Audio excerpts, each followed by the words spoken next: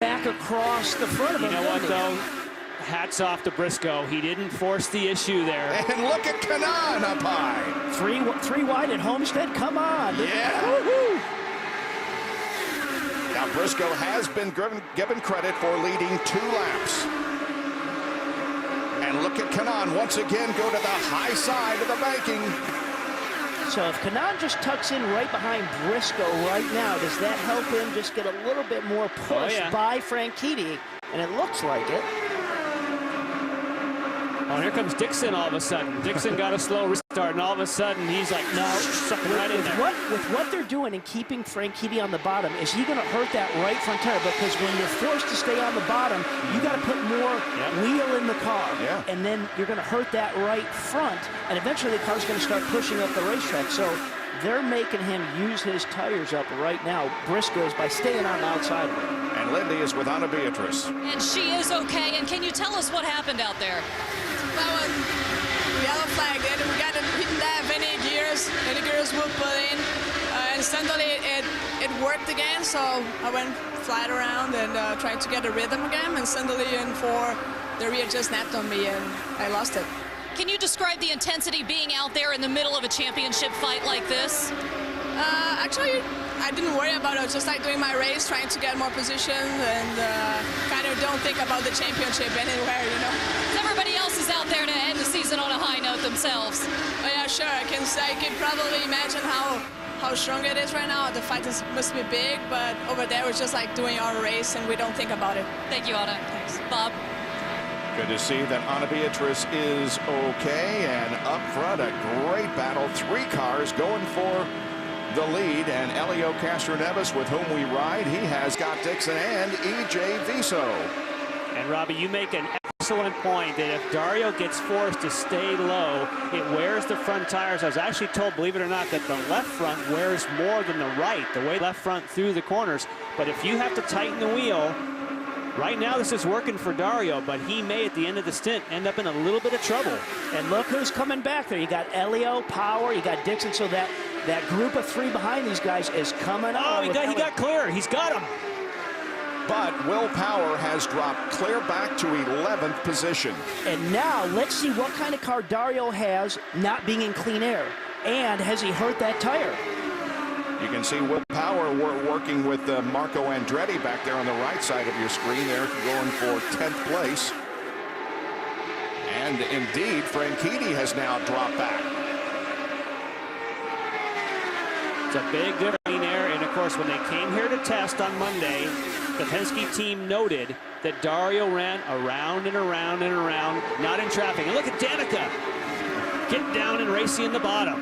Big dust bowl coming up from Will Power on the high side of the racetrack. He's up there on the high side of Graham Rahal. Oh, a couple of cars came very close to rubbing the outside wall coming off 4.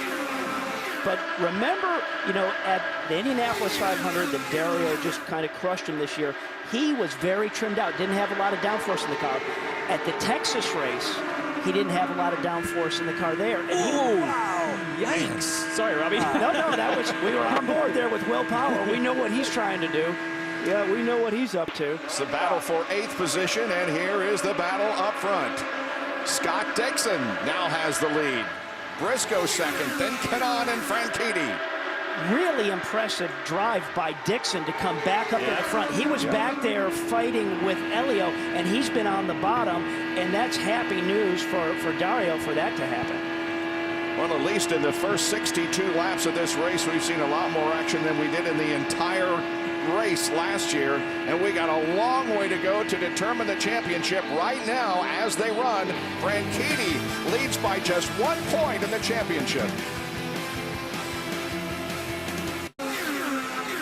At Homestead-Miami Speedway in the championship run, Dixon followed closely by Tony Kanaan. Franchitti is 3rd, Will Power 6th, and as they run right now, Franchitti is 2 behind in the championship. Wow, Power back in front.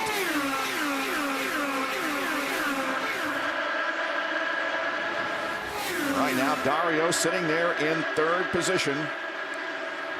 TK just getting to by Dixon for the lead. As we go back to 9th position, here is Ryan Hunter-Reay. And here's what happened a couple of laps ago. So watch this here.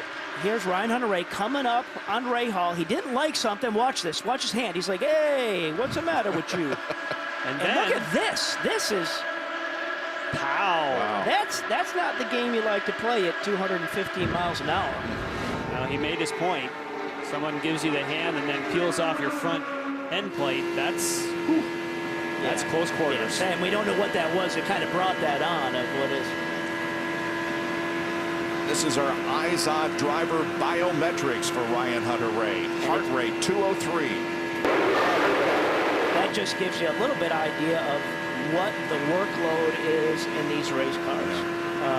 And it's amazing. You can just track sometimes when he's being pressured, the heart rate will go up. If he's just by himself and the car's good, the heart rate will come down. So you can really keep track of that thing. And he had to lift just then.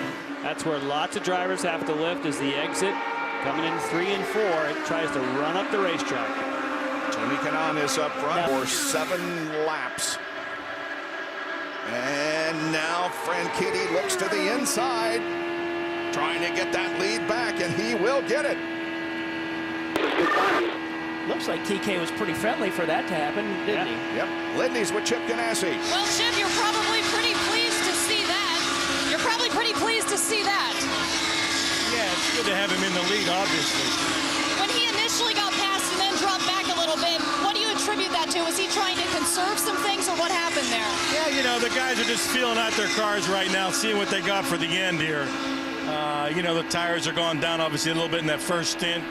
And, you know, they're just feeling things around now. Who they can run with, who they can't, where they can run. And what's Dario saying about the car itself, how it feels? Yeah, pretty much, he didn't want any change on the car. He said the car is good. We'll let you get back to it. Thanks, Chip. And Lindy, of course, what happens is when you lead the whole race and all of a sudden someone takes the air off the front of your car, Robbie, of course, you immediately have to get inside, get on the controls, because you change the weight jacker or the bars, because your setup when you're following is not the same as when you're leading. And I bet it took Dario a few laps to decide, how do I like my car set up when I'm following? And boy, when he got it right, he just shot to the front. Yeah, do I need a little weight jacker? What do I need, something with the rear bar, the front bar? But there was something key that Chip Ganassi said. Look at the run that Elio's got on EJ. No, not going to happen. But Chip said something very important there, is Dario was happy with his race car. There was no adjustment, no tire pressure adjustments, at least that he told us about, or no wing adjustments, so. EJ Viso running 7th, Castro Neves 8th, and Danica Patrick running in 9th position here on the 77th lap of 200.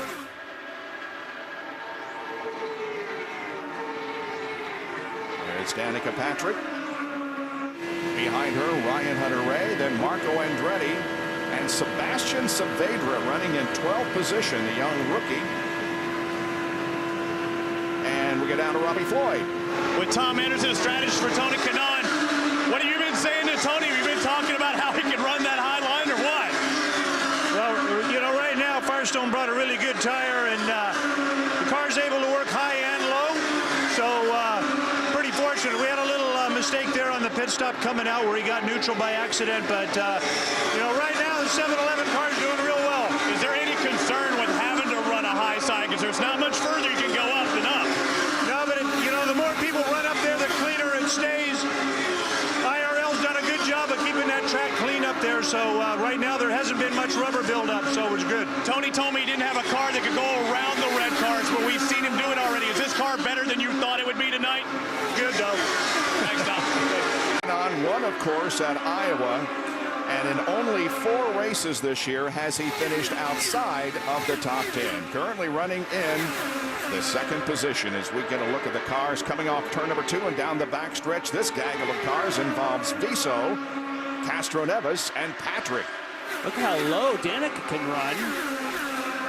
And just by making it work. Yeah.